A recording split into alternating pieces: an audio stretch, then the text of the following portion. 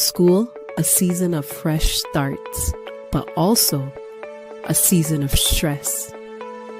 Viruses, sickness, academic pressure, behavior struggles, the challenges feel endless. But what if this year could be different? What if this season was marked not by dread, but by thriving? This year we step into the school year armed with intentionality, rooted in nourishment, ready for success. Gut health and brain function, gut health and immune health, the impact of nutrition on behavior, the gift of structure, and a nourishing home. This is more than a workshop. It's an answer to prayer, a chance to reclaim peace, health, and joy this school year. Wholly nourished. Back to school, a season of fresh starts, but also a season of stress. Viruses, sickness, academic pressure, behavior struggles, the challenges feel endless. But what if this year could be different? What if this season was marked not by dread, but by thriving? This year we step into the school year armed with intentionality, rooted in nourishment, ready for success. Gut health and brain function, gut health and immune health, the impact of nutrition on behavior, the gift of structure, and a nourishing home. This is more than a workshop. It's an answer to prayer, a chance to reclaim peace, health, and joy this school year. Wholly nourished. Back to school, a season of fresh starts, but also a season of stress. Viruses, sickness, academic pressure, behavior struggles, the challenges feel endless. But what if this year could be different? What if this season was marked not by dread, but by thriving? This year we step into the school year armed with intentionality, rooted in nourishment, ready for success.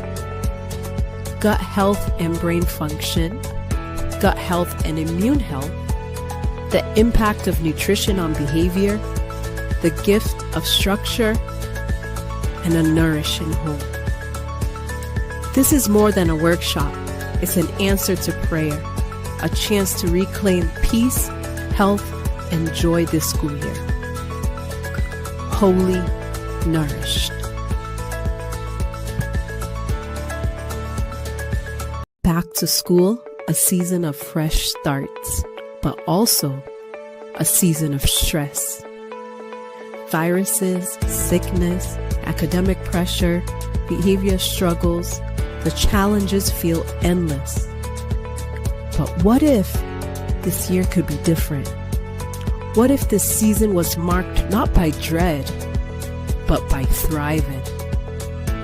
This year we step into the school year armed with intentionality, rooted in nourishment, ready for success. Gut health and brain function, gut health and immune health, the impact of nutrition on behavior, the gift of structure, and a nourishing home. This is more than a workshop. It's an answer to prayer, a chance to reclaim peace, health, and joy this school year. Wholly nourished. Back to school, a season of fresh starts, but also a season of stress. Viruses, sickness, academic pressure, behavior struggles, the challenges feel endless. But what if this year could be different? What if this season was marked not by dread, but by thriving? This year, we step into the school year armed with intentionality, rooted in nourishment, ready for success. Gut health and brain function, gut health and immune health, the impact of nutrition on behavior, the gift of structure, and a nourishing home. This is more than a workshop. It's an answer to prayer, a chance to reclaim peace, health, and joy this school year.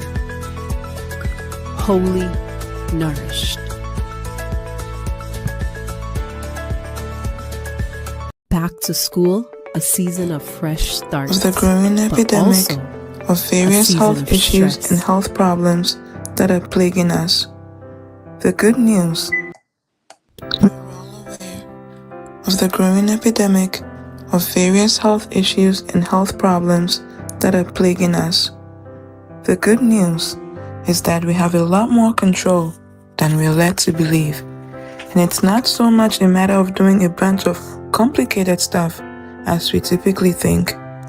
As I like to say, sometimes health is simply just a matter of doing the fundamental things consistently. No matter what cards life dealt us, whether with our genetics or our socioeconomic status, there's hope of getting healthier. You know, here at Holy Nourished, we're on a mission. So at this time, I'd like to tell you a little bit about our mission.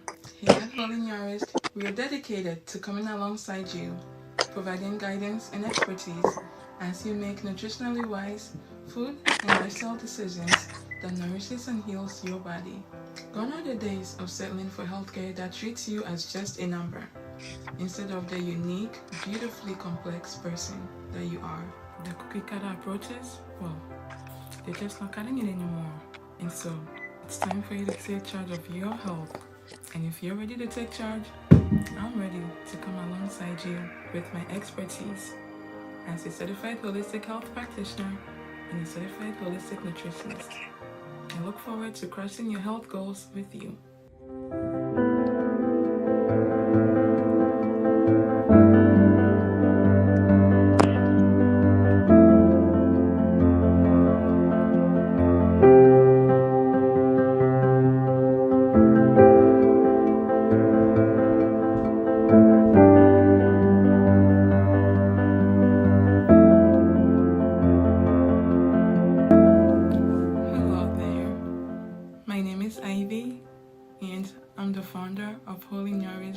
Nutrition practice, where we provide a nourishing approach to taking charge of your health. I want to personally give you a very special welcome. Thank you for joining in today. And now for a disclaimer.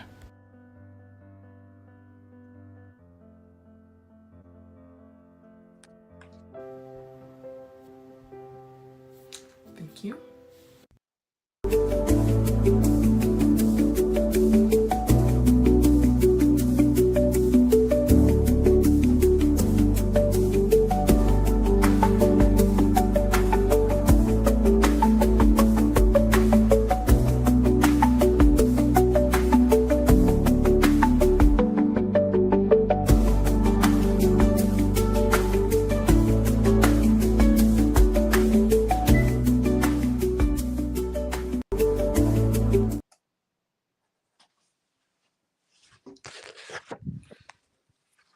Hi guys, welcome. Hello. This is so weird. I feel like I'm talking to myself, but there's a lot of people. It's very... Oh, hi Camilla. Okay, yeah, that definitely helps. You guys commenting definitely... There we go. So I don't feel so alone and strange. I see YouTube is working. We did it, guys. Thank you. While we are waiting for the latecomers to join in, if you guys want to let me know if you're a parent or not and what you're looking forward to. Hi, oh, my sister Kay. Hi, Senya. You made it.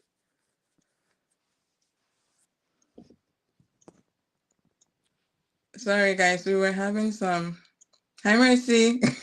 We were having some technical difficulties, but it all worked out, I guess. You guys, I have never, ever done a live before, so you're going to have to bear with me, okay? I have no idea what I'm doing, but hopefully it all works out. Okay, so can you please comment where you're joining in from, and if you have kids or not. You don't have to be a kid to be a part of it. I think there's going to be stuff for everyone, like I said. If you want to drop that down below.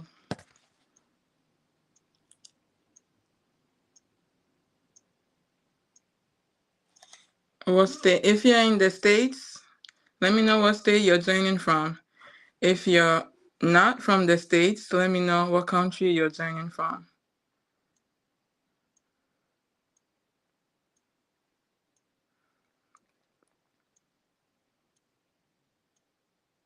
Nice. Yeah, warrior. 5 kids.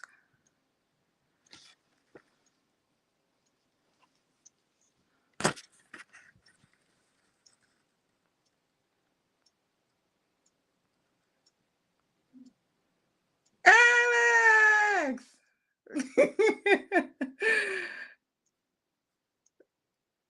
Hi, Alex.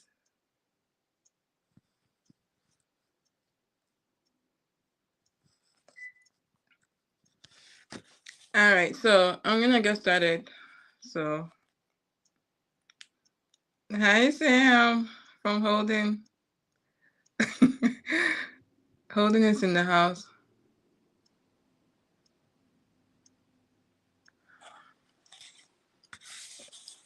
So, for those who are new here and don't know me, hi, EVE from VA. Nice. With 4 kids. Wow. Me too. I was just about to introduce myself, actually.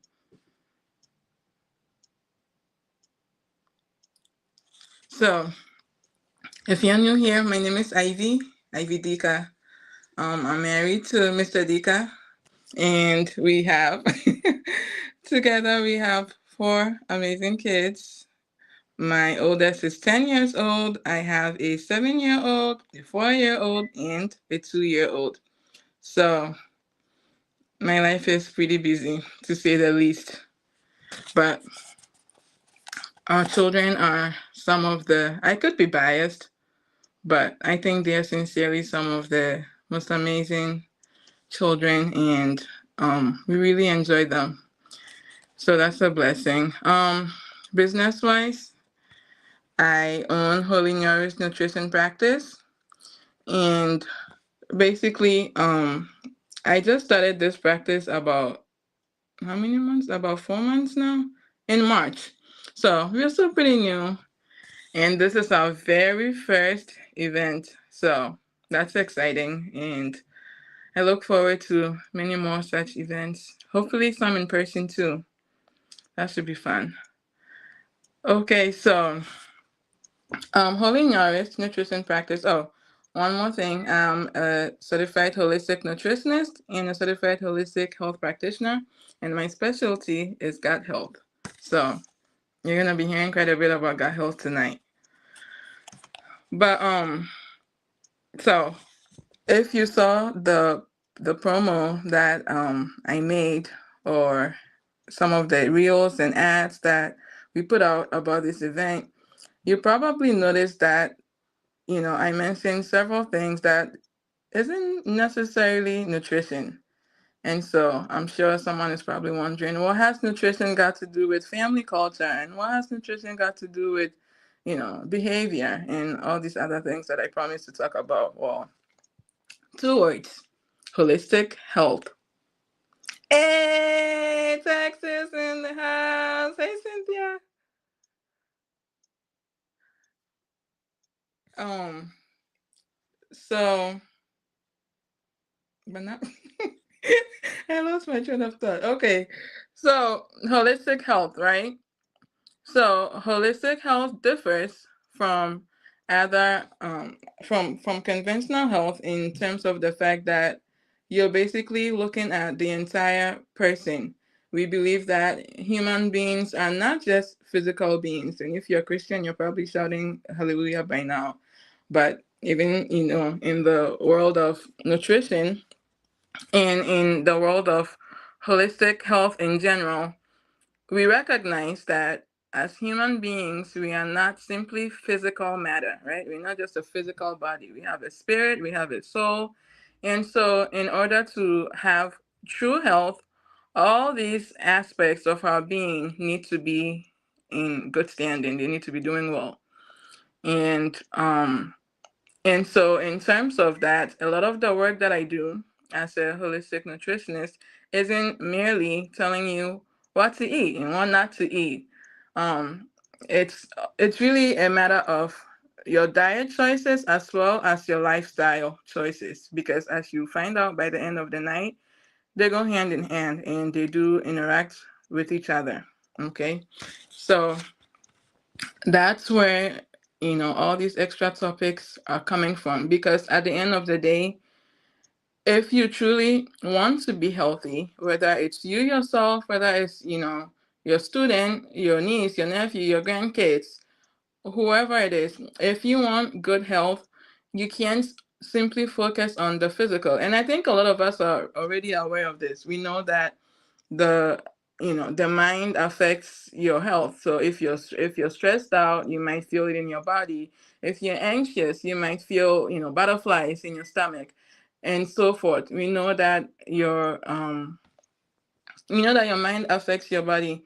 But today I'm gonna be sharing a little bit about how actually your gut or your body also affects your mind.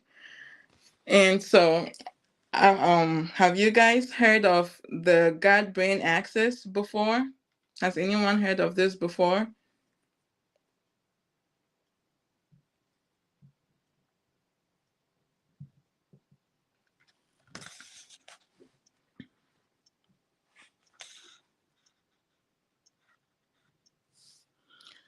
So the gut brain axis is basically a communication network, right? It's a group of nerves that runs between your gut and your brain, as the name indicates. And this is important because these nerves, because of this communication network, it means that not only does your brain affect your gut, as I said earlier, but also your gut actually affects your brain. In fact, your gut produces a lot of neurotransmitters that affects your mood, that affects a lot of your physiological functions. Um, you may have heard of, I don't know if you guys are familiar with the neurotransmitter dopamine, right? You guys have probably heard of dopamine. You guys have probably heard of serotonin. These are all produced in your gut. As a matter of fact, you have more serotonin being produced in your gut than anywhere else in your body. Approximately 90 to 95%, a whopping 95% of your serotonin, which is popularly known as your feel good hormones. So the hormones that makes you feel all nice and fluffy on the insides. This is produced in your gut. And so you can, even with just that, I'm sure you can start to make the connection how gut health can affect your mood and how it can, affect your mental health. And research has actually shown that people who struggle with certain neurological issues such as autism and other neurological issues, recent research is showing more and more that you can actually tell just by looking at their gut microbiome. So your microbiome is practically all the little bugs that are in your in your gut. The fungi, the viruses, the predominantly is the bacteria that is in your gut. It's not that community in there. That's what your gut microbiome is. And so in people that have autism and other Alzheimer's, other neurological disorders or issues, they found actually that their gut microbiome is different than those who do not have these neurological patterns.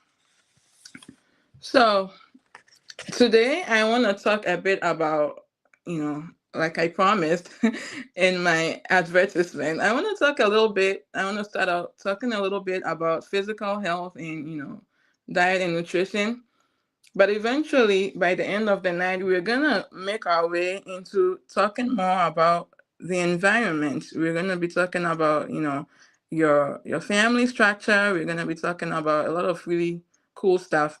And then at the very end, oh, I meant to say this earlier, but at the end of this, I have a wonderful announcement that you don't want to miss. So make sure that you stay tuned till the end. And I will also be leading a powerful time of prayer at the very end. We're going to be praying for ourselves as, parents, guardians, whatever. We're going to be praying for our children. We're going to be praying for our country. I'm not sure if you guys know this, but today is actually National Suicide Prevention Day. And I remember that when I first started, toying around with this idea of having this event, that particular week, like I saw at least, two news articles in a single week of really young people just committing suicide out of nowhere.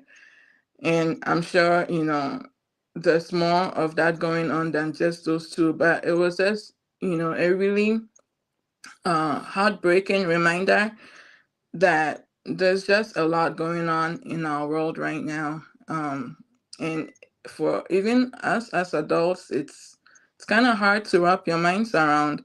So imagine for the younger ones. And I'm a firm believer not only in, taking care of the physical, as I said before, but I think that in addition to fighting physically, it's important to fight spiritually for those who believe in that.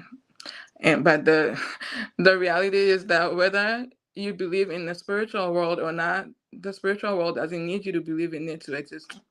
Mm, just saying. Okay, so we're gonna get started.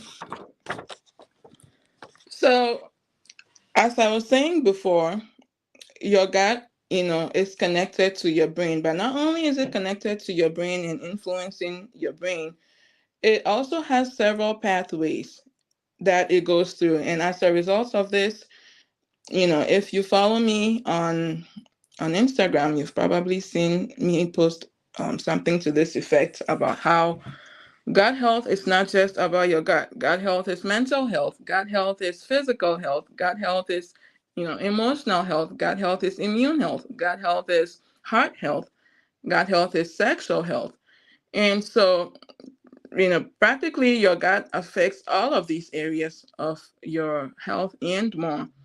For our purposes and for the scope of the conversation that I want to have today, I will be sticking to mental health, emotional health, physical health, and physical. Wait, did I just say physical health? I think I did. Emotional health, physical health, and mental health. Um, and immune health. That's what I'm forgetting. And immune health. Um, so like I was saying before, your microbiome. So I'm gonna start with your gut affecting your mental health, which I kind of started off talking about before. So your microbiome, it produces neurotransmitters that affects your mood. It also affects your cognition, and these include dopamine and serotonin, like I said before. And so, hey Maggie, hi Margaret.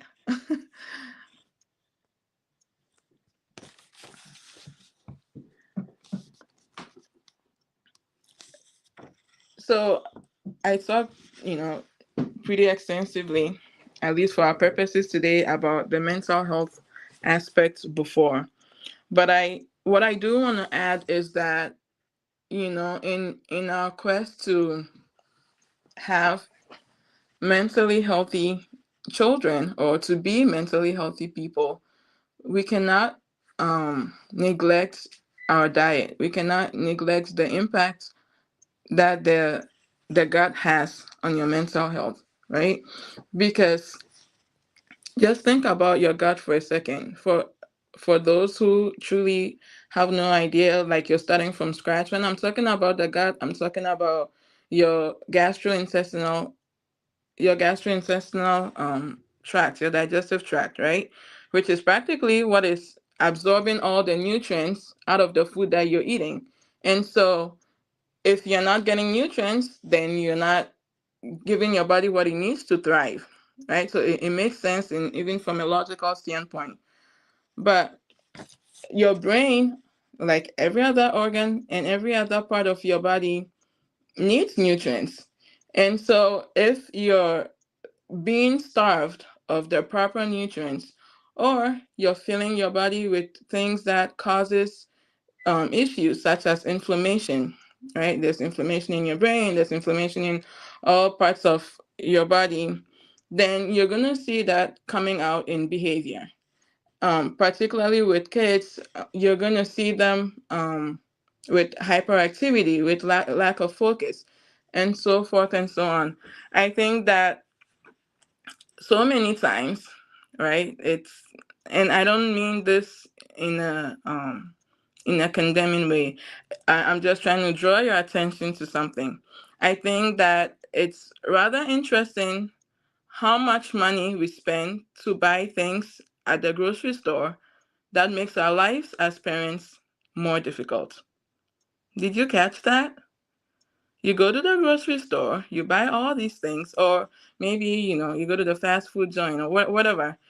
You basically spend your hard-earned money to buy things that your kids are going to consume so that they can make your life miserable. That's really essentially what we're doing when we are spending so much money on, overly processed food or unhealthy food. And it's not to say, you can never ever, give your child a treat or whatever. That's not the point. But every time that you're spending your money buying these things, ask yourself, why am I spending my money to buy myself trouble? And I have a perfect example of this. Just recently, we were somewhere and, we saw a lot of kids just going, running amok, just going wild in a place where they shouldn't have been going wild. And, some of the parents and the adults there were just like, oh my gosh, like, exasperated, basically. But then they kept giving them the kids soda. And I was just over there like, poor thing, like you're making your life miserable. You're giving this child soda that is already being hyper, and that soda is chock full of sugar. It's chock full of, of fructose. It's of course it's gonna make your child hyper, right? And so if you're dealing with a child that is already, so much energy that just can't calm down to save their souls, and you're there giving them all this extra sugary stuff, you're not making your life easier. You're just making your life more difficult. And you're making the child's life more difficult because now they're having an even harder time managing their energy. So I just want you, every time you go out to, spend your hard-earned money, to think about, what am I spending my money on? Like, what I'm about to spend this money on, is it gonna make my life as a parent easier? And by easier, I don't mean that, your kid is gonna not throw a tantrum because they got that, sugary thing that they asked for. But I mean easier long term. It might not make your life easier in the interim, but long term, will it make your life easier? It's what just something to consider. Um, I'm gonna, hop around a little bit. I'm gonna get into immune health. So about 80% of your immune system is in your gut. I don't know if you knew that. And so if you this back to school season full of, viruses and the sniffles and all that, a hack is to make sure that you're taking good care of your gut and your children's gut, because a healthy gut is a good immune system. Your gut is basically like um the high security for your body. It's like the security system for your body. It makes sure that all these toxins and things that are not good for your body can just easily be absorbed into your bloodstream. So, and it does this based on the physical structure of the gut as well as the microbiome that I mentioned earlier. So you want two things to be true. You want to have good gut integrity. You want your gut lining to have good integrity, meaning that you can't just not just anything can go through it. If you know about, if you remember your digestive tracts, right, the lining is semi-permeable, so it's not everything that can go through. The structure of the gut, it has like little spaces where certain things can fit in, basically like boundaries, right? And so only the right thing is supposed to be able to fit through. If the integrity of your gut is compromised, what this means is that even things that are not supposed to be going into your bloodstream now have a free pass in there. And I'm sure you can imagine what happens when the wrong person gets into the right place. They just cause a ruckus. And so a lot of the, inflammation and the autoimmune diseases and the chronic sicknesses that we're seeing is because the wrong things ended up inside your bloodstream, and it's being passed around because your blood is propagating it all around. And so it's very important that you make sure that your gut integrity, meaning that the joints of the gut, all the joints are tight and operating how they're supposed to be operating. But additionally, you also want to have a good diversity for your microbiome. So I said earlier that the microbiome has fungi and bacteria and so forth. It's predominantly bacteria. And fun fact, did you know that you have more bacteria cells than you do actual human cells? I know, you're mostly bacteria. Kind of gross. But that's a good thing. But in terms of diversity, you want to make sure that the microbiome has more of the good kind of bacteria than the bad. So there's the good kind of bacteria that are actually, beneficial. There's a commensal bacteria. And then there's a bacteria that's just, hitching it right. They don't really do much of anything. They just live there rent free and just mind their business. They don't cause no problems. They don't do nothing good. They're just there. And then there's the bacteria that causes a lot of harm.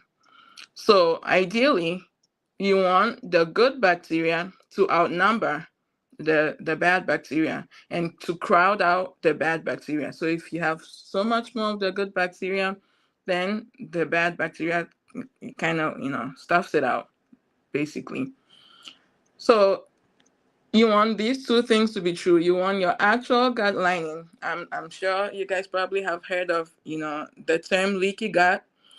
So when we talk about leaky gut, hey, Armenia, hi Rita. When we talk about, leaky gut, it's referring to the integrity of the gut. So it's not entirely the most accurate, description, but it gets the point across. Basically, your gut is letting things seep through that it shouldn't be letting seep through. Okay, so and then gut health affects emotional health. So gut health, good gut health is emotional health. As I said before, these neurotransmitters, serotonin, dopamine, all these good happy hormones, these neurotransmitters also function as hormones, and hormones basically are chemical messengers that tell your body and your organs what to do. So if majority of these are being produced in your gut, and your gut is not healthy, you catch the drift, right? Which is why gut health also affects, your reproductive system and your sexual health and all these things. Because if it's not producing the proper hormones, you kind of need hormones to reproduce, right? And to have good reproductive health. And so truly your gut affects so much of your health. And last but not the least that I want to talk about is, of course, that gut health is physical health. There's a lot of times where clients will report not having any any symptoms that are directly linked to the gut. So maybe you're not constipated, maybe you don't have diarrhea, maybe you don't have any of the obvious gut symptoms, but do you have skin issues? Is your hair falling out? Do you have eczema, psoriasis, all these, skin rashes that are going on? Do you have an autoimmune condition? Do you have lots of inflammation that you're dealing with in the body? Basically, gut health issues can show up in every aspect of your health. We're used to the biomedical, version of medicine, which basically they kind of treat the human body like it's a puzzle piece where every little piece fits perfectly together. And so, if you have a headache, then there must be something going on in your head. And if you have a stomach ache, of course, it's something going on in your stomach. The reality is that that is not how the human body functions. Everything is interconnected. And so the mere fact that you don't have, diarrhea or any digestive symptoms does not necessarily imply that your gut is functioning well. If you pay close attention and if you have the proper understanding of how your gut affects all these systems that I've mentioned, you start to, put the pieces together and realize, like, okay, wow, maybe this is what is going on. And as I said earlier, if your gut, your digestive system is what is, extracting and absorbing all the nutrients that you eat into your body to provide you the nutrients that you need to, to be healthy and to thrive, then of course it only makes sense that if your gut is not functioning properly, it's unable to extract the proper nutrients. Even if you're eating the right things, but the system that is supposed to be working on those right things is out of whack, then you're kind of, throwing money into the drain, so to speak. Okay. And so yeah, I don't know. Hi, BC. Hey, two people from Armenia. Armenia is in the house. So yeah, then in terms of physical health, it shows up, with sleep disorders, autoimmune conditions, um, hair issues, and so forth. Lots of inflammation. Because again, remember what I said earlier? If the high security system, which is your gut, is not doing its job properly, that means it's letting in, all sorts of stuff that have no business being in there. It's not really protecting you. It's supposed to be protecting you, but it's not protecting you. So, needless to mention, you want to take good care of your gut and good care of the gut of your children, right? We kind of get out of the habit of paying attention to these things with our children unless they have like an actual sickness. So maybe this is a good reminder, even if your child doesn't have any, disorders or serious issues, maybe don't wait till they're sick. Start to pay attention. Pay attention to their nails. Pay attention to their skin. Pay attention to their ability to focus and all these other things that we're discussing today, long before the problems start to set in. You can even teach your children what to look for, what a healthy stool looks like. Well, first you have to teach yourself, right? What a healthy stool looks like, and then you want to pass that knowledge off to your children if they're old enough, and you're not the one, changing their diapers anymore, so that they can, report to you if their bowel movements are indicating that there's fire on the mountain. um, So I kind of, talked a little bit already about sugar, right? But I want to go a little bit more in depth about sugar, because it's everyone's favorite topic. People love it and people hate it, and people who love to hate it. So I know sometimes it can be very hard and frustrating to know what to even what is okay and what is not okay to eat, right? And some things are very obvious. I have like, okay, there's certain things that we all know, okay, this is probably not something that is good for me, but sometimes it shows up in unexpected places, sugar especially. This, I don't know if it's this country, I don't know if it's the West, but sugar just, it ends up everywhere. It's like in everything, it's an ingredient everywhere.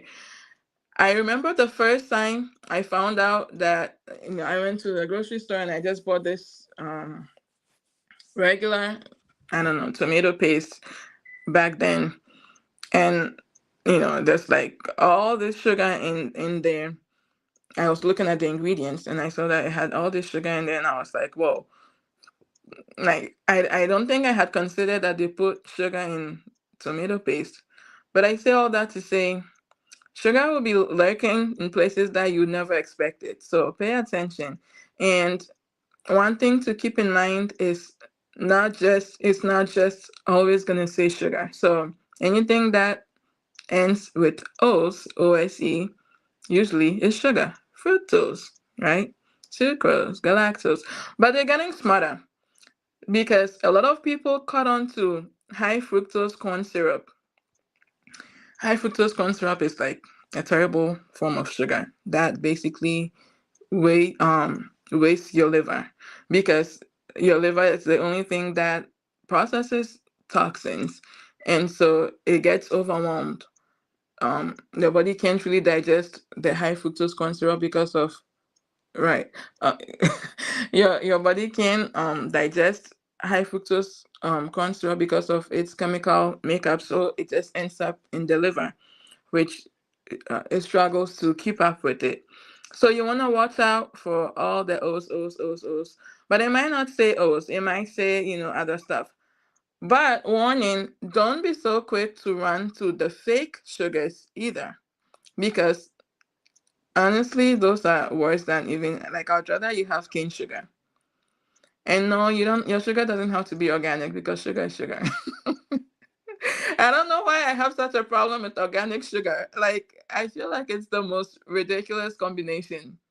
No offense if you buy organic sugar, but what's the point? Okay, I rest my case. But watch out for hidden sugar. It's a very good idea if you're serious about your health and your family's health, to become a student of learning, ingredients, starting to learn the starting to learn the ingredients of your favorite things that you buy from grocery shelves. You don't have to know all the ingredients, because honestly, a lot of these ingredients we don't know what it is because it's not real food. So that's your first clue. But hi.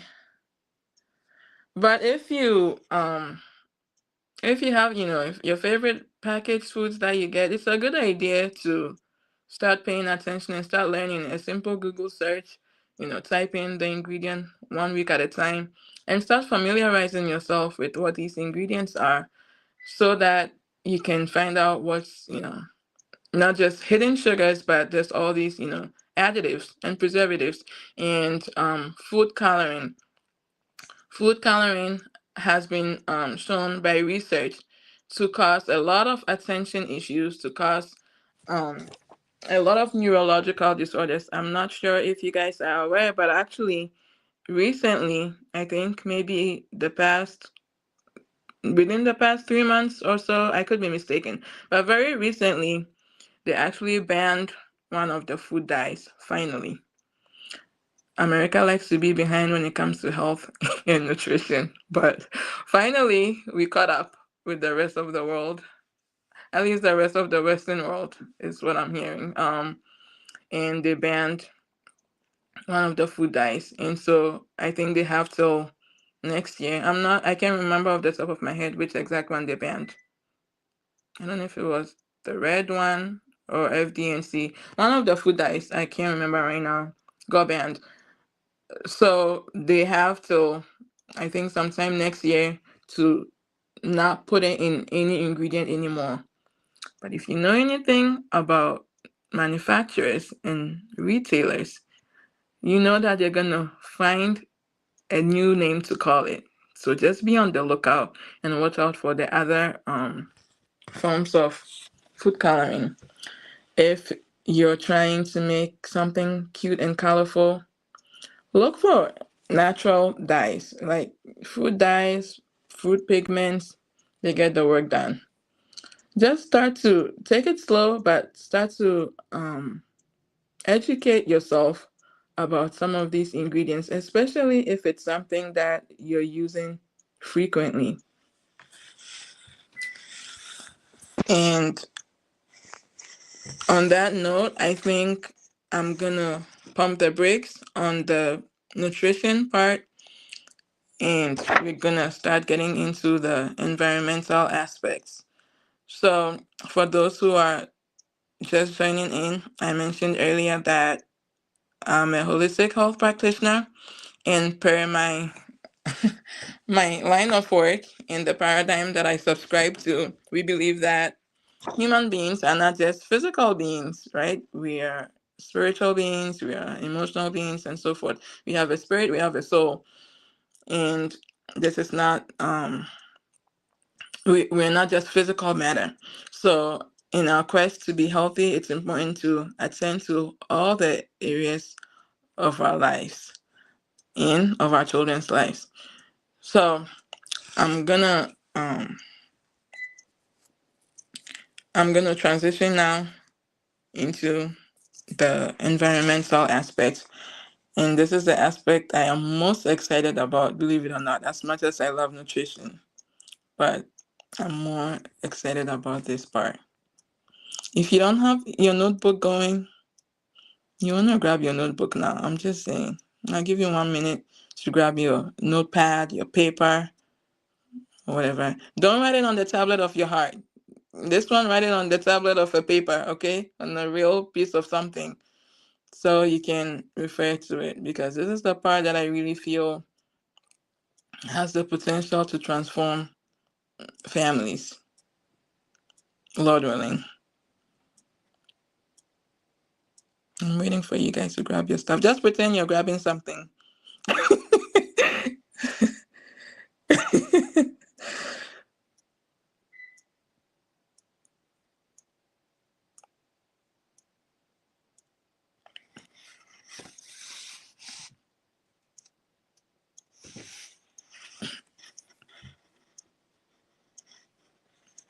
So I see that you guys got your stuff. I sense it that you got your stuff. Um, Needless to mention, our environment, right? Our environment affects our health, because if your environment is causing you stress, Guess what that's gonna do? That's gonna spike your cortisol levels. And again, if you follow me on social media, if you've been following my Nourished Nutrition Corner videos, you guys are probably sick and tired of hearing the word cortisol by now. But yes, this is precisely what is going on. Your body stress is communicating to your body that, hey, this person is not at ease. This person is stuck in a fight or flight um, state, and cortisol is trying to help you out. Except you don't really need its help because you're not actually in a life and death situation. And so it's not being processed properly. And now it's causing all sorts of inflammation in your body. What inflammation is supposed to be doing in your body is to be making your body a hostile environment for things that are toxic to your health, right? So the inflammation is supposed to make the your inner environment like, I don't want to live here, basically, so that if there's something that is actually harmful in there, it wants to run away. That's why, like, if you get a sore, if you get an infection or something like that, it gets red, it gets swollen, it gets inflamed. It's a built-in protection system of your body, and it's great when necessary. The problem becomes when you have chronic inflammation and your body is always feeling that, you're in danger because of lifestyle choices and, diet choices, so all the processed food, all the um, sugary stuff, even things like conventional dairy, right? So I'm not one to forbid anybody from consuming dairy. I do think you have to be very careful if you consume conventional dairy. I also can't necessarily advise you on a public, forum to go and get raw dairy because of different factors, different like individual factors, right? But I will say that based on both, and a lot of the anecdotal research is showing that dairy does cause a lot of inflammation, a lot of red meat, like a lot of the conventional red meat. When I say conventional, I mean like what people typically get, the regular one, the one that is not like your meat, that is the regular meat that you're buying. It's not free range, it's not, grass fed, it's just your run of the mill, the regular stuff that you buy. So it's grown conventionally. And what that means is that they typically will pump it full of antibiotics and hormones and pesticides and all sorts of stuff that has no business being in your food, compared to the stricter certifications, right? So like your free ranges and the organics and these things, they have to go through a series of certifications of how it's being produced, so that typically it's not just a matter of, well, do you eat meat or do you not eat meat, do you eat dairy or do you not eat dairy. It's really, I'm starting to learn in recent years more and more that it's truly more often than not a matter of, well, what kind of meat are you consuming, what kind of dairy are you consuming. Conventional dairy is processed in a way that it's just causes a lot of inflammation in your body, as is the case with the conventional meats and stuff. So those things can cause inflammation in your body. Processed food, unhealthy food, as we already know, it can cause inflammation in your body. But also, so can your environment. So can all the stress in your life, because as I said, it's pumping up your cortisol levels and telling your body, hey, this person is in danger. Let me, spike up their cortisol so that they can run really, really fast from the danger. And their heart can beat very, very, very fast, and their blood vessels can constrict so that it can push more blood through it, because your body thinks you're in danger. Well, guess what? You keep dealing with that chronically. Next thing you know, you have heart disease because your blood vessels were always constricted and your blood was being pumped quickly. Meanwhile, you're sitting on your couch. You're just sitting on your couch eating your chips. You're not in the you're not in any real danger, right? But your body is confused, and so it's doing the most. It's going through all this to try to protect you. You guys, I can't be serious for too long. Um, it's trying to protect you, and all you're trying to do is eat your chips. So yeah. So the question then becomes, how can we create environments that are nourishing and not stressful? Right? I think that's what we all want to know. How are we going to create these environments? How are we going to create these environments for ourselves, for our children? Well, first I want to talk about like your actual physical environment. So, a restful home, a home that you walk into and you feel at rest. You're not stressed out because there's stuff everywhere, because that weighs on your mental health. I don't know if you guys are aware, but it is proven that clutter in a generally unpleasant living space does affect your mental health. It can cause you to be stressed out. And so, in your quest to create a nourishing environment, we have to start from the actual physical environment. And this is especially the case for children, right? I think that your kid is not necessarily going to come to you and be like, hey, mommy or daddy, I feel stressed out because the house is too messy. But pay attention. Pay attention to how they are or how they act when the environment is calming, when it's orderly, versus how they act when it's more, of a chaotic physical environment. Especially in the evening when you're going to sleep.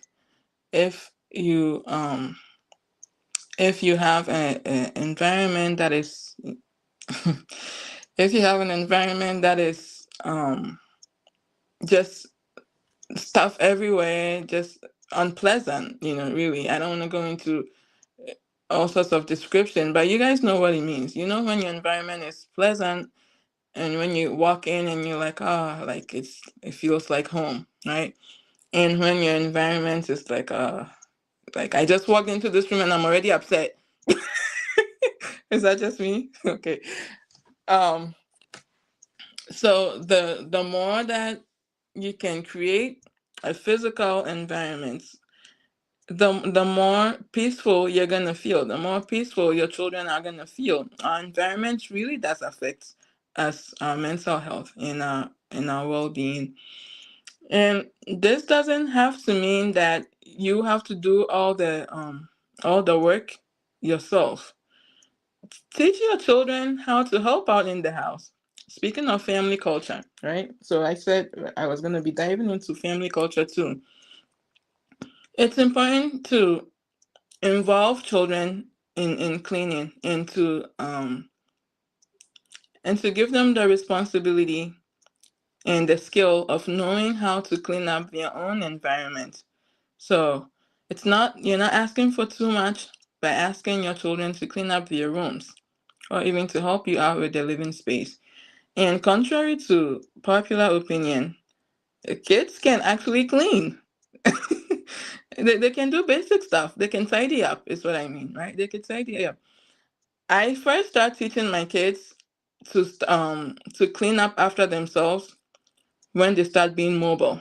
When they get to that age, like 17 months, 18 months, sometimes even like 12 months, right? When they start walking around, they start making their little messes. They take their Legos, they spread it out, and then they're walking away. They take the little whatever blocks, they take the little tiles, and then they're like running away when they're done. Like they just play and they leave it there. Well, if you don't teach them that when you're done playing with this, you pick it up and you put it back. Like they don't come pre-programmed like that, unfortunately. You're not gonna know that, okay, I finished playing with my blocks, I have to pick it up after myself, right? And so if you don't have to worry about, well, is my kid old enough to clean up? Is your kid old enough to make a mess? If they're old enough to make a mess, trust me, they're old enough to pick it up. The same hands that they used to scatter the blocks, those same cute tiny hands, it might take a while and you can help them out when they're really little, but they can pick stuff up and put it back in the bag. And if you make a habit of teaching them, you finish with one bin of Legos. Okay, sweetheart, you finished your little bin of Legos. You want to go play with your tiles now? Okay, that's fine. We got to pick up the Legos first, and then you can, take out the tiles. So that you're not having them take out all the toys in the world. They're going to get overwhelmed when it's time to pick up. Except for when they start getting older. Like my kids are at an age now that the kinds of play that they do is so complex and complicated that it requires practically the entire house, apparently. But they clean up after, so that's for them to worry about. But when they're really young, like toddlers, my friend, just make your life easy. Teach them one set of toys out at a time, one kind of toys out at a time, and then have them pick it up after, put it away, and then take out the next one. And of course, you want to model this for them. You want to model being a tidy person and enjoying being tidy, enjoying your home and your space. And you deserve it, right? You deserve to walk into your house and to walk into your room and just it's so relaxing. Like you don't even need to go out on vacation as much because your home is such an oasis. And that's just a gift that you can give to yourself and your family, and it does wonders for your health. The next thing that I want to talk about, with regards to the environment is the gift of structure. Okay. And it's named the gift of structure because that's exactly what it is. Structure truly is a gift, and it's especially a gift for children. I want you to consider that structure for children is something that brings them a sense of stability, and that stability brings them safety. I know it can be very hard and even heartbreaking to think of your child not being safe or your child feeling unsafe in your home when you're such a loving parent. You love them dearly. You're here because you love your kids. You have better things to be doing, but you're trying to be intentional and learn all these things because you love your kids, you love your family, you love your own health.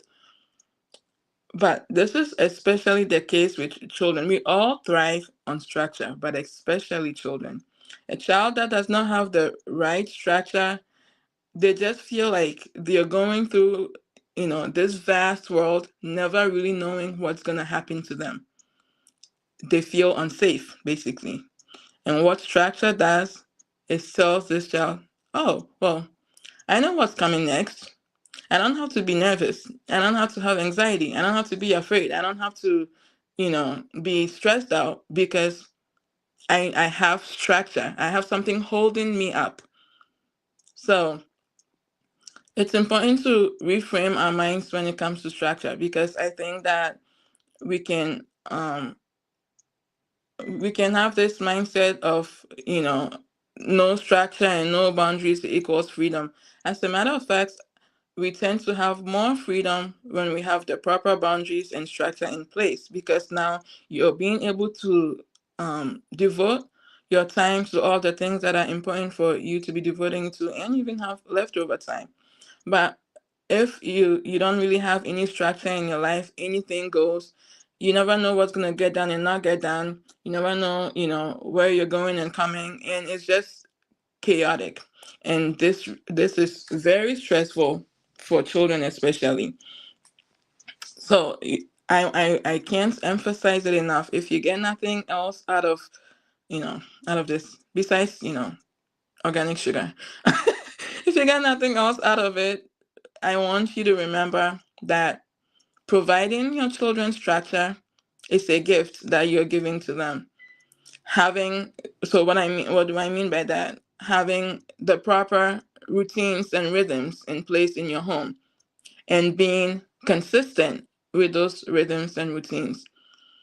A healthy morning routine, a healthy afternoon or after school routine, an evening routine or bedtime routine, a general idea. So I'm not necessarily implying that you go and, assign a task to every single minute of your day, right? You can do that if you're that detailed, but it's unnecessary. You just your child should be able to wake up each day and have a general sense of what their day is going to be like. So it might not all happen at the exact same time each day, but generally they have a sense of what the structure of their day is going to be like. That's like the rhythm of the day. So maybe usually in the mornings, if your child is homeschooled like mine are, maybe for them, usually in the morning, I wake up, I do my I know that I have to wake up in the morning. I know what comes next. What comes next is that I do my morning routine. I have to, do my personal hygiene. I have to do my dishes chore for my kids. I know that I have to eat and I have to do school. And then after I do school, I know I can play a little bit. And then I know I can have lunch after that. I have whatever it is. Like, the things that are a rhythm in your day.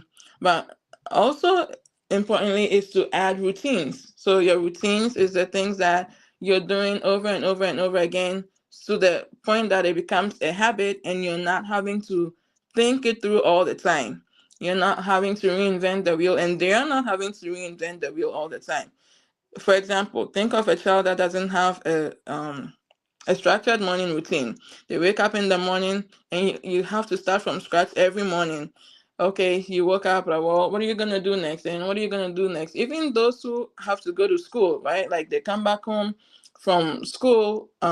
Even if you don't homeschool, your child comes back home from school and it's like, well, what am I gonna do today? Or it's bedtime and it's like there's never really any rhyme or rhythm to their day. One night for bed, one night they go to bed at 11:45. The night before that they went to bed at 7 o'clock. 3 nights ago they went to bed at midnight. The other night they didn't even sleep. you know, it's like they're all over the place. That's super stressful for kids, and so it's gonna start showing itself up in very strange ways. It's gonna start showing up in behavior issues. It's going to start showing up in focus issues, right? Because they're stressed out. And so, a lot of times when we start to see these issues in children, the behavior problems, and oh, my kid can't focus, my kid is doing this, my kid is doing that, before you rush to get, you know, um, medicine or rush to do all these extensive therapies, start with I'm not saying you can't do those. I'm saying start with the basics. If you haven't done the basics to see how your child responds, there's no need to try the more, you know, invasive stuff. Just start with the basics and be consistent with it. Establish a solid morning routine, establish a solid bedtime routine or evening routine or whatever. Establish a solid rhythm. If you have kids, but for your own self too, right? Especially as moms, we have so much going on in our minds, and if your brain is anything like mine, I have like 1,000 tabs open at all times. And anytime that I can save myself some of that mental energy and stress by making something a routine, I want it, because that's what routines do. It buys you time. Your brain is like, okay, it's like you're on like you're on autopilot, right? When you wake up, you don't have to think too much. Oh, I just woke up. What am I going to do? Like, do I have to brush my teeth? You already know you brush your teeth when you wake up, or you have to, read your Bible or whatever it is that you like to do when you first wake up. The things that are like habits of yours, you see how it spares you the extra thinking. That's what your routines do for you. It buys you time in your brain, and you can close some of you can spend that energy on other stuff. So the more routines, the more space in your brain, basically. And it's true both for adults and children. I wanted to touch a little bit on focus because it's a back to school event, and that's one of the struggles that many people face. Needless to mention, our world today, focus is not really a skill that many of us have, even adults, right? And so for children, it's like even worse. Before, if you're wondering if, oh, does my child have ADHD? Does my child have focus problems or whatever? I just want to let you know that focus is a skill. Okay, focus is a skill, and like every other skill, it needs to be trained. If you've never trained the skill of focus in your child, don't be so stressed out just yet. Like, you probably just need to train focus in your child. Maybe your child doesn't really have ADHD. Maybe they just never had someone train them with your focus. So sugar issues aside, and nutrition issues aside, it's also an environmental issue, because if your child was never taught to sit still, right? You never tell your child, since they were growing up, they never have to sit still. They can run around whenever they want to run around. There's no really any, like I said, structure. So they do whatever. They never really have to sit and sustain their attention. Then you can't expect them to be able to do that. So what I do and what I like to recommend is that when your children are very young, super, super young, like toddler, younger than toddler, infant even, you can start training your children to have focus by reading to them. Sit them on your lap, sit them on their high chair, sit them wherever you need to sit them, and pay attention to your child and see how long they can go without getting frustrated. So when they're really young, maybe it's only like 5 minutes, maybe it's only 4 minutes when they're like an infant. But as they get older, bump up the time, like train them for 5 minutes here, and then as time goes on, increase the time. Require them to sit there for that entire time listening to you. They could be playing, especially when they're young, so maybe they're playing Legos or whatever, but you're reading to them. You have to be doing something that requires them to pay attention to you. So they're not just sitting there, watching you watch your phone, or sitting there watching you, you know, I don't know, or them have a screen. I'm sure everybody already knows about screens and how they affect your attention and rewires your brain and all that. So for the sake of time, I'm already really behind time. I'm not going to go into all of that, but you want to train the skill of focus in your children. If you have, a 7-year-old, an 8-year-old, and 9-year-old, and they can't sit still for at least 1 hour and sustain, in an event, you have work to do. It's possible for an 8-year-old, a 9-year-old, a 10-year-old to be able to sit and be part of something that it requires them to have sustained attention. And so, if you feel like, well, now you tell me, Ivy, and you're feeling like this is something that you need to train in your kids now, that's fine. It's never too late to start, but you do want to start.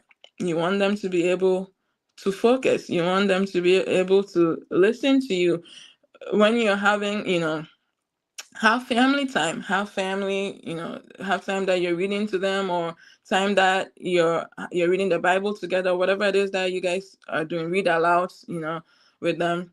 Let them sit there, maybe do, if you're just starting out, maybe start like with 10 minutes if your kid's a little older, and then have them pay attention to what you're saying. Let them know that they have to pay attention, right? So after it, you're going to ask them questions. They're going to have to be able to answer your questions. Read to your children. Even if they know how to read, right? Even if they know how to read, read to them. Because what that does is that it's building not only their language, but their focus. It's one thing reading a book by yourself. It's another thing to be paying attention to a storyline and following along when somebody else is reading it.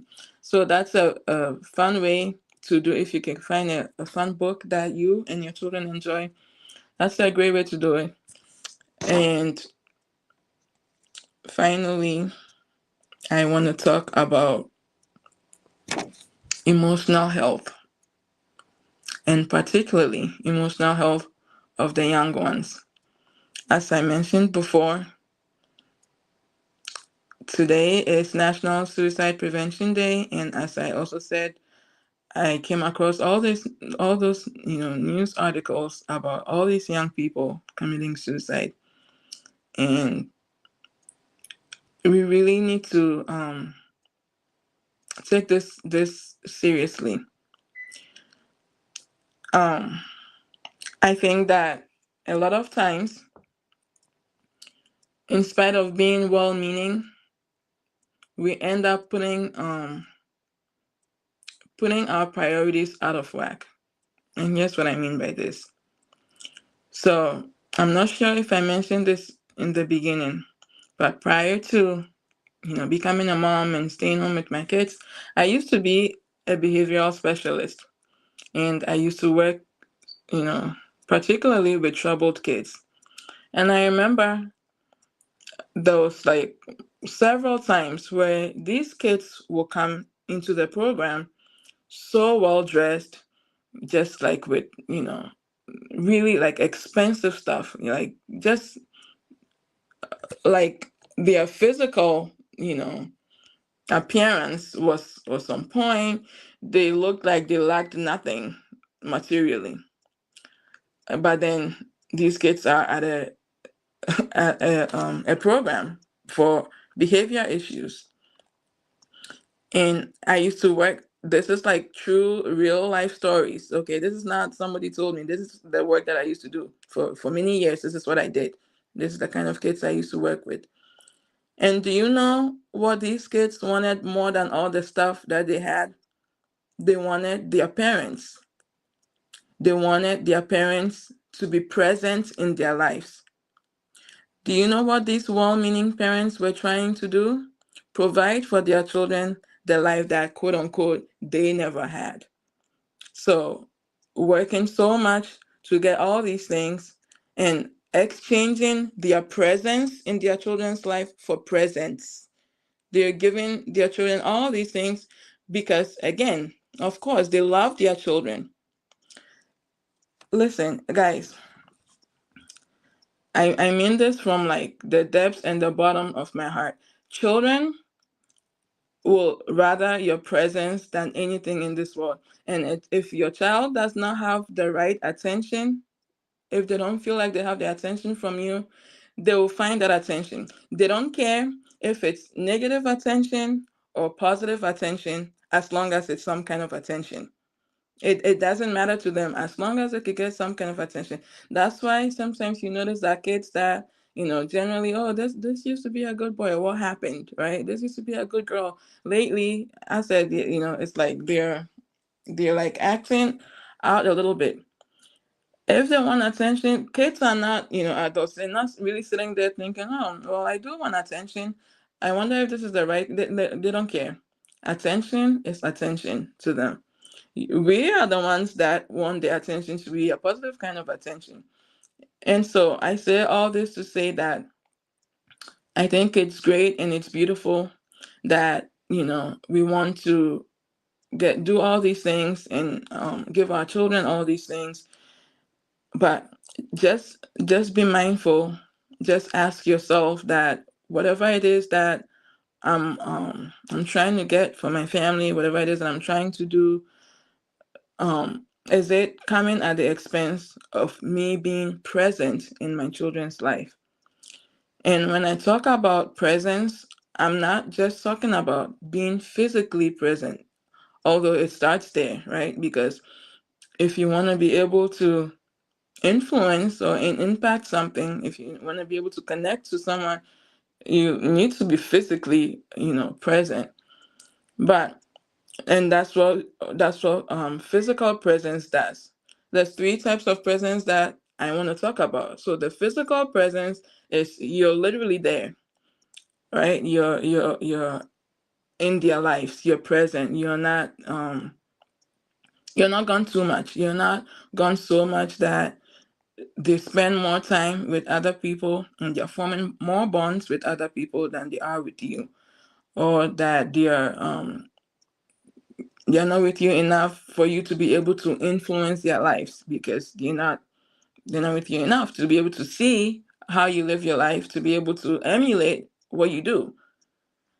So if you want to influence your kids more than everything else out there, you're gonna have to be present in their lives. This doesn't mean that I'm not saying you have to like, be with your kids 24/7. It means that you have to only you and your spouse and you and your husband and your wife knows what this means for your family. But whatever your family goals are and whatever it is that you seek as a family, if it's important to you that you have emotionally healthy children, you're gonna have to be willing to invest your time and be present in their lives. But it doesn't end there. Excuse me. So, well, proximity, right? Being near the child, being physically present in their lives, it affects your ability to influence them. It affects impact. Proximity affects impact, right? But if you want to be able to affect their heart, it requires you to be mentally present.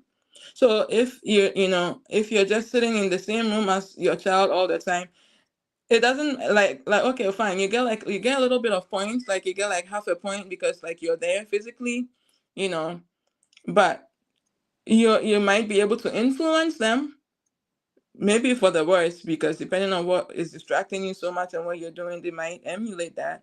So you can impact your child, you can influence your child by being physically present. But if you want to be able to win your children's heart, you're going to have to be mentally present. You're going to have to pay attention to them. You want to be there present, like your mind has to be there. You're paying attention to what you're doing, so that if there's something that needs to be corrected, you can correct it. If there's something that is important to them, you can hear them, because remember, you were paying attention. If there's something that is bothering them, you can notice it because you're attentive. You have to be mentally present if you want to be able to get their hearts. And finally, it's emotional presence. You want to be able to be emotionally present if you want to build genuine connection with your children. You can't just, you're there and you're paying attention, but you yourself, you're like emotionally unavailable, and you're expecting to be able to connect to your children. You have to be available. You have to be able to set your affections on your children. You're affectionate about them. You put your affections on them. You delight in being with them, basically. You enjoy being with them. They're gonna connect with you in this way. And so I know time is fast spent. I feel like this is getting too long. So I'm gonna, stop it here. Lord willing, if there's any other future opportunity, we could pick up from here. But before we go, I just have a few tips because, quote unquote flu season, that might help. Some health tips so that your kids are not just bringing everybody's viruses into your house. And yourself too, right? And ourselves too. Vitamin D, especially if you're, in this part of the world, it's getting darker now. We are not quite getting enough vitamin D from the sun. it's a good idea to supplement this time of the year. And you want it to be vitamin D3 specifically is the form you're looking for, vitamin D3. And you want it to be paired with vitamin K2 because it makes it bioavailable. So if you're just taking D3, you're probably just peeing it out. It's not doing anything for your body. And if you're not combining it, it's not being absorbed. So um, it's not just about taking the vitamin. You want it to be your body to be able to absorb it and to be able to use it, right? So, by the way, I know I already put my disclaimer in the beginning. This is not, it's not medical advice. It's not nutrition advice. Okay, okay. This is just for educational purposes. Um, if you want individual advice, come see me, and then we can work on you individually. But this is just general advice. I just have to throw the disclaimer in there, because you gotta be professional and everything. um, magnesium. Magnesium is the end all be all, but it has to be the right kind of magnesium. It's excellent for so many of your physiological functions. So make sure that you're getting a form of magnesium that is, again, bioavailable, that is appropriate for the age of the person that you're getting. My recommendation is typically magnesium bisglycinate because the body tends to do well with it and it doesn't really affect people's stomachs like the other forms of magnesium does. But pay attention to the kind of magnesium you get. As always, pay attention to the ingredients. Make sure they're not putting a bunch of junk in there and telling you it's a vitamin. Make sure it's from a good, reputable source. And vitamin C. So you wanna get you some natural, supplements of vitamin C and take a lot of vitamin C this time of the year. Don't overdose. That's not what I mean. I mean, like, take it frequently, right? Those three things will definitely help out a lot this time of the year. In addition to, of course, eating healthy, staying hydrated, drinking your water, the whole 9 yards that you already know about. If your child is sick, if you don't usually pay too much attention to what they eat and they're sick, please make sure that you give them food that is nutritious so that the body can fight off the sickness quicker. Because if the person is already sick, their body is trying to fight off the sickness. You're using a lot of their energy to fight off the sickness. So if you're adding a lot of unhealthy stuff on top of it, it's like you're fighting a battle that you want to lose. So if you never care about giving them something healthy, at least when they're sick, be especially careful what it is that you feed them, and make sure that you're not making it the sickness prolonged. And of course, if you don't already have a humidifier, it's a good idea to get a humidifier to make your sleeping spaces and living spaces easier. If you don't have mold, that's all I'm gonna say. If you don't have mold, if you don't think you have mold, then get a humidifier. If you have mold, bless you, my dear.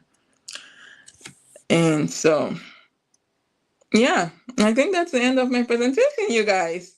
Look at that. We did it. I think I'm gonna put about 15 minutes. I'm gonna put about 15 minutes for a quick Q&A session. So please post your questions down below if you have any before I make the fun announcement and pray and close us out.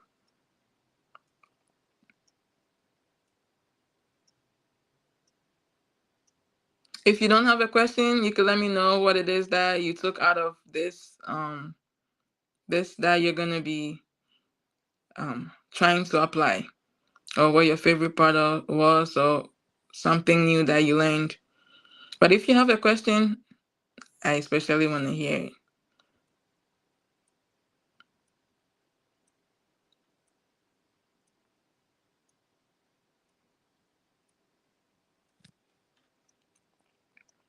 while you guys get yourselves ready, I'll be back. I'm waiting for, don't leave, don't leave, guys. I'm waiting for the questions. I'm here.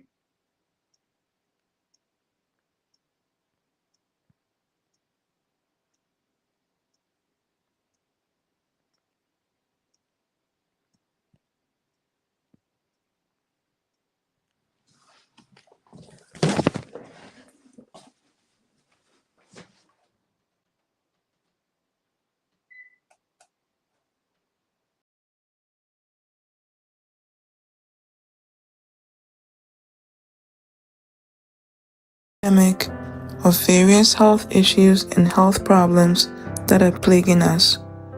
The good news is that we have a lot more control than we're led to believe. And it's not so much a matter of doing a bunch of complicated stuff as we typically think. As I like to say, sometimes health is simply just a matter of doing the fundamental things consistently. No matter what cards life dealt us, whether with our genetics or our socioeconomic status, there's hope of getting healthier. You know, here at Holy Nourished, we're on a mission. So at this time, I'd like to tell you a little bit about our mission.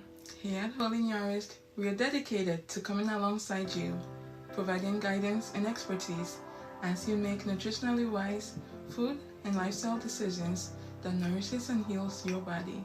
Gone are the days of settling for healthcare that treats you as just a number, instead of the unique, beautifully complex person that you are. The cookie cutter approaches, well, they're just not cutting it anymore. And so, it's time for you to take charge of your health. And if you're ready to take charge, I'm ready to come alongside you with my expertise as a certified holistic health practitioner and a certified holistic nutritionist. I look forward to crushing your health goals with you.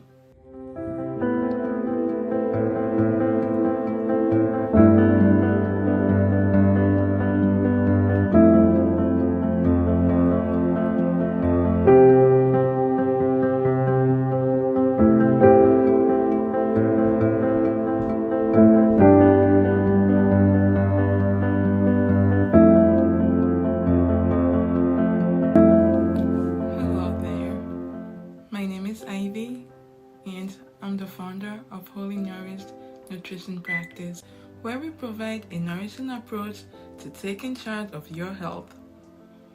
I want to personally give you a very special welcome. Thank you for joining in today. And now for a disclaimer.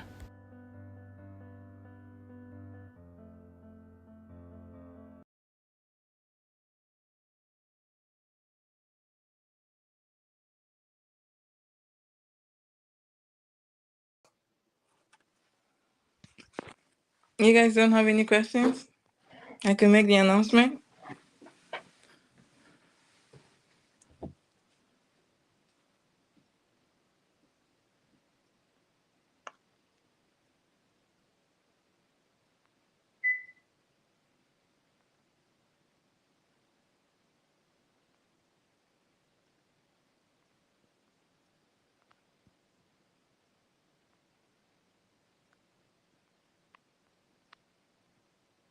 Going once. I want to hear your questions or your favorite part.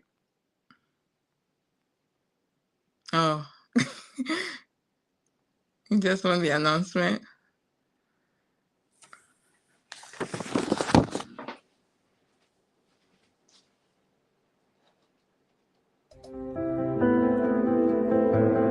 I am so excited to announce that I have created an amazing resource for you guys.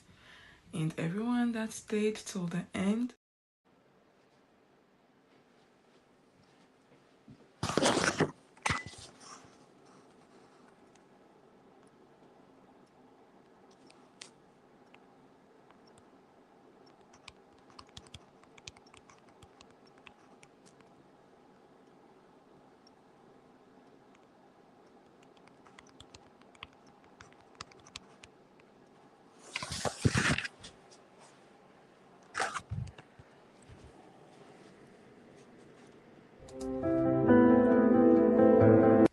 I'm so excited to announce that I have created an amazing resource for you guys. And everyone that stayed till the end of this live gets 50% off. 50% off. It's a grocery guide. It's entitled A Nourishing Guide to Grocery Shopping. And it's all about leveraging the grocery store for your health and nutrition goals. Not everyone can afford to have a homestead. Not everyone can grow their own food. Oftentimes, in the health and wellness communities, there's an impetus to be self-sufficient. And that's true for many of us. The grocery store is where we get all of our food. And so this guide is all about how to leverage the grocery store, how to make the most of your grocery experience, how to get food that is more nourishing, how to do it all on a budget, because hello. And so I'm so excited to announce it to you guys. It will be available for purchase starting right now. And the code will be FIGHT. The code will be FIGHT. And if you read the book, it'll all make sense. Okay, so I hope that it's a wonderful blessing to you guys. Inside it, I talk about, whether you should buy organic food or not. What if you can't afford buying organic food? So many amazing resources. We deal with mindsets, how to renew your mind regarding certain things. It's just a phenomenal resource, and I know it will be a wonderful blessing to you guys. And after being a part of this life, I know people are gonna be like, okay, what next? People are wanting to put some of what you've learned today into action. And so this guide is the perfect jumpstart for you. And I would love to hear you guys' feedback. If it's a blessing to you, please make sure you share with your friends and your loved ones. Let them know that a nourishing guide to grocery shopping is here. Thank you. I am so excited to announce that I have created an amazing resource for you guys. All right. Are you guys excited? You guys, this was a labor of love. It's so beautiful. I can't wait for you guys to get your hands on it. And it's chock full of so much amazing stuff. It's not just about groceries. You see, if you know me, you know. It's not going to be just about food. But so the code is FIGHT, FIGHT, like I said. And so it's only going to be active till tomorrow morning, because I only want to give it to those who showed up for their live. And so make sure you grab yours. And yeah, with that said, I'm getting ready to wrap up here. But as I said, I would love to close us out in a time of prayer. If you want me to, if you have any, particular person you want me to pray for, or a child you want me to pray for, and you want to put their names down there, you're welcome to. You don't have to, but you can if you want to. And the grocery guide can be found on my store, Nourished the store.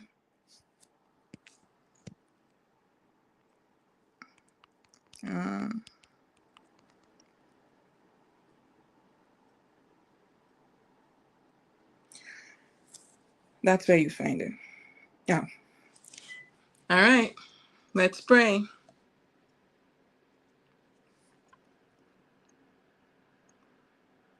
Jesus, I just want to thank you for tonight. I thank you for all the people who are on this line, either because they care about their health or for whatever their own reasons are that they showed up, Lord.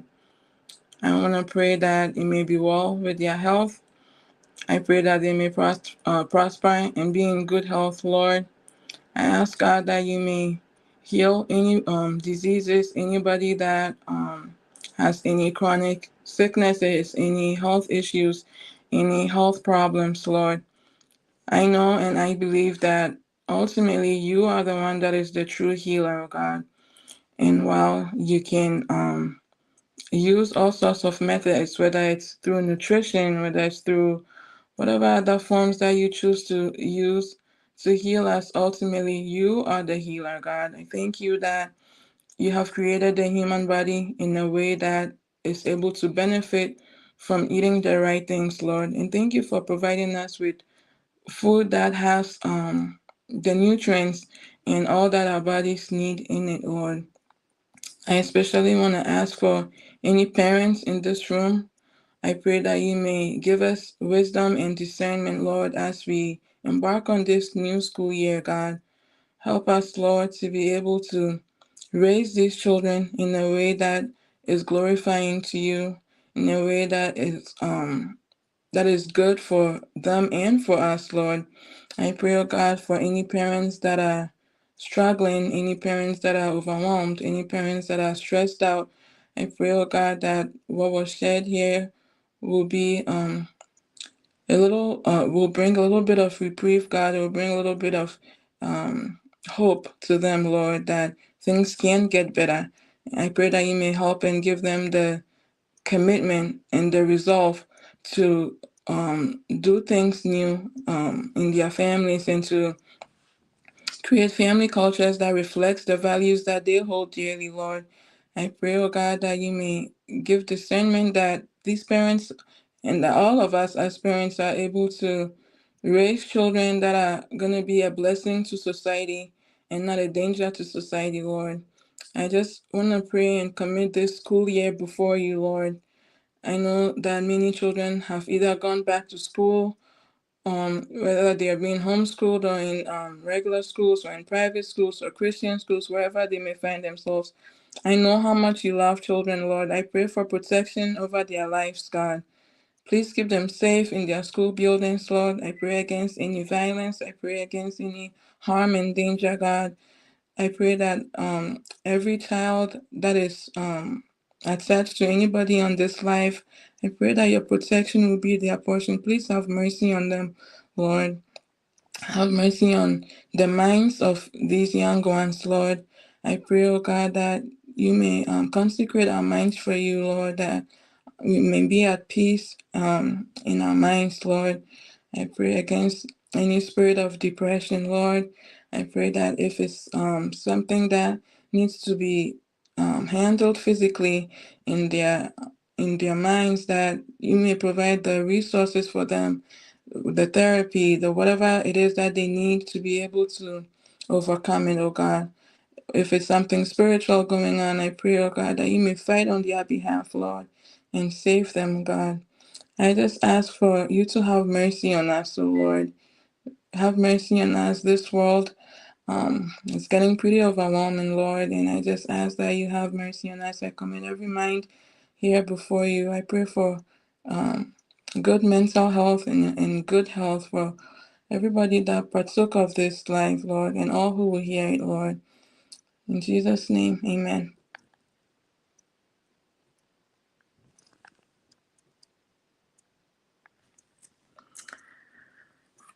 All right, guys. This is it.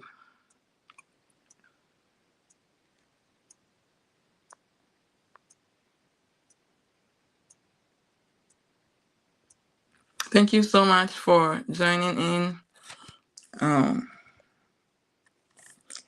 This was a new experience, but it was fun. It's a little weird not being able to hear you guys talk back, but besides that, it was great. Thank you so much, guys. And don't forget to grab your copy of A Nourishing Guide to Grocery Shopping.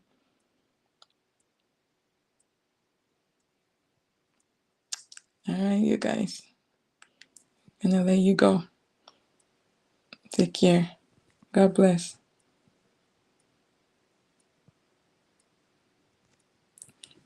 All right. God bless you.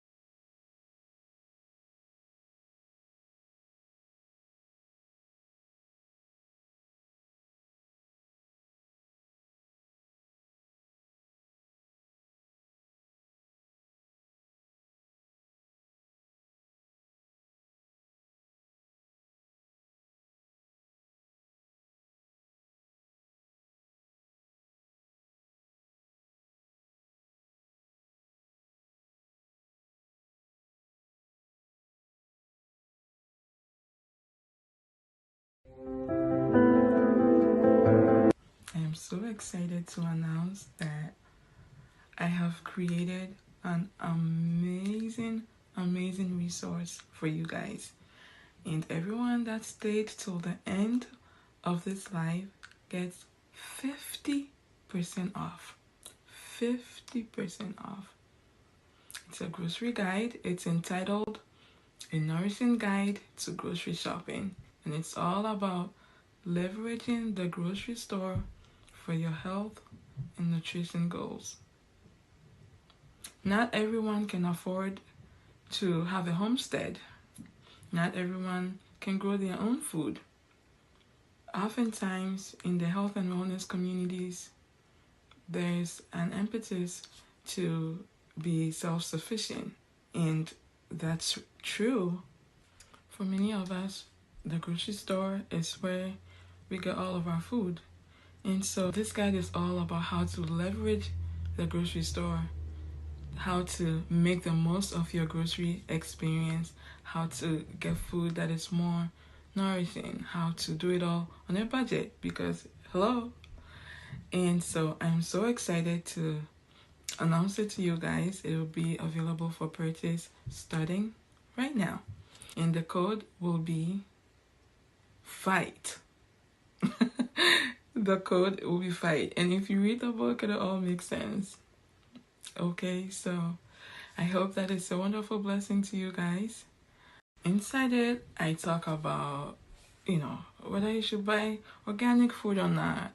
What if you can't afford buying organic food?